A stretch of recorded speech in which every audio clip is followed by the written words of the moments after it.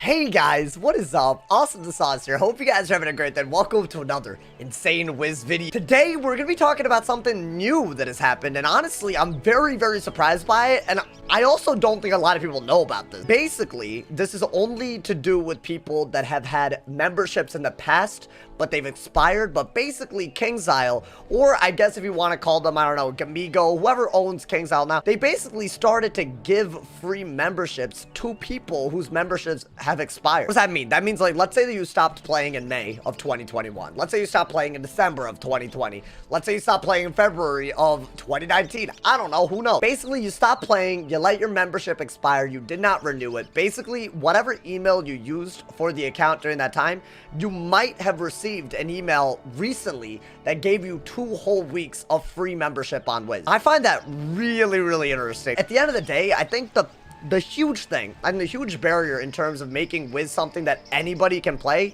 is the fact that you hit a paywall so quickly when you're playing, you know, Wizard City. What is it? I think you can do Triton Avenue and that's it. That's all you can really do. So I wonder if there's like a marketing strategy to make Wizard101 more accessible for people, especially those who stopped playing. But what I find very interesting is this is specifically, I think, for people whose membership already expired. They're not just giving these away to people who played for a few minutes. I assume that these are long-term players who they're basically rewarding for loyalty. I'll be honest, I've actually been more critical than not of MGI and all the things that they've done. I actually think a lot of people think that they're doing a good job, actually. But I don't know, there's a lot of things that I heard leading up to their acquisition. If you guys are unfamiliar with that, basically in January, I think very beginning of this year, KingsIsle got reacquired by another company, and they have had a history of working with other MMOs, including, I don't know, there are a lot of labels here and there. I think one of them that came to mind is like Fiesta Online, but there's a lot of them.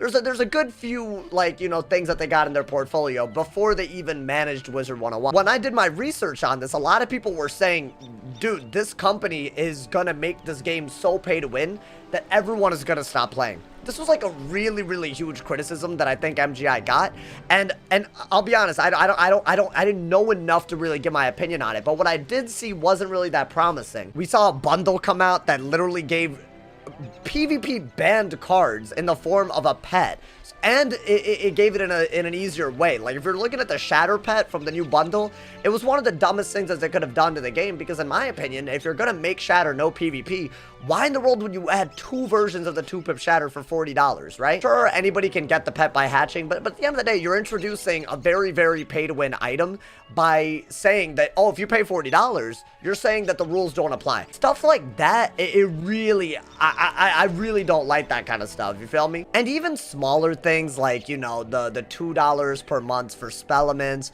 even like the new spells, like, I mean, like we haven't seen any push to make any of the newer spells from the packs. We haven't seen the push to turn them from spellaments into real spells by making it able to be farmed, right? Like things like Nautilus, the Celestial Intervention, all of those are still not, you still can't get them without paying crowns for them. The fact that those cards have been in the game for a year and we still haven't seen a new movement, when normally the precedent is that if there is some sort of spell that is, like, you know, gate-kept behind a pack, we normally see that come through into the game in the form of a recipe, in the form of a lore drop, something of that nature. We normally see that within a year, but we have not seen that with the Celestian Spellments. And since the Celestian Spellment, we've also seen another pack come out that has given even more spells in the form of Spellments that you still can't get outside of the pack. So I saw a lot of these things and I was like, damn, is this really the direction that they're going? Like, Spellments are just going to become more and more pay to win. They're going to add all these bundles with gear that doesn't follow the rules of previous audits. Like, I was seeing all these things and I was like, damn, I mean, it does suck a little bit. You know, you love the game, you want it to do well, and you see things that go directly against it. However, this seems to be one of the first things that they've done that it seems like they're actually investing in their community in a way that doesn't just get the money in the short term. And that's really cool to me. And I don't know if y'all know this, but like, they've actually done a pretty decent job of managing Pirate 101 as well. Pirate 101 has grown in the past few months way beyond their expectations. The subscription revenue that Wizard101 has specifically gotten has also grown. This is all from a recent presentation that MGI did. I forgot exactly where that information was from. I saw it on Twitter, but it's not like these games are dying or they're doing badly. It seems like, for once, when the game is actually doing not so bad, there seems to be be some attitude towards, oh, let's actually invest in our players and not just in how we can make money off of them through bundles and packs. Now, is this going to be the only thing that they do? I certainly hope not. I hope that, you know, like if you're a long-term player, maybe you can get like, I don't know, a complimentary energy elixir every now and then. Maybe they can give out memberships in the form of giveaways on their socials more often. I don't know if you guys were there, but during the Sauce and Staff Showdown, right, we were trying to actually give away memberships as prizes from King's Isle, and they do not have those in form of codes.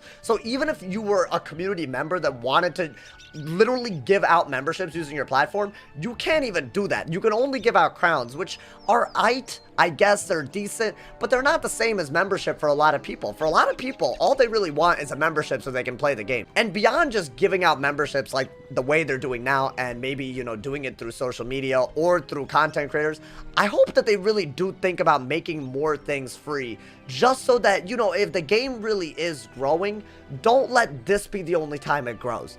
Frankly, I can look past the bundles and the packs if they really are, you know, if they really do have this attitude of making the game free for some people, at least even for 2 weeks, right? I think we need more weekends where Wizard City is free, like that one time that we had it. I think they need to do graphics designs of the earlier worlds. I mean, I know that's probably going to come, but I really think that I don't know, hopefully we see more of that, because Wizard City was dope, but I feel like a first-time player, they should get the full experience all the way through Dragonspire. Like, I know that's ambitious, but I hope that they do that. And I really hope they move towards making much more of the game free, so that, you know, the paywall that happens so notoriously early. Like, we're not talking about, like, oh, it's a paywall that they're trying to make money from. No, it's a paywall that literally stops people from playing the game, because you can, like, if you're a good player, you can get, like, 30 to 40 minutes of free gameplay, and then that's it. And that's a damn shame, because there's thousands and thousands of hours that players like me have put into it, and there's a reason. The storylines are great, the music is great, some of the gear is great, PvP as an endgame activity can be really, really fun. I don't know, this recent news that they're giving out memberships just got me thinking,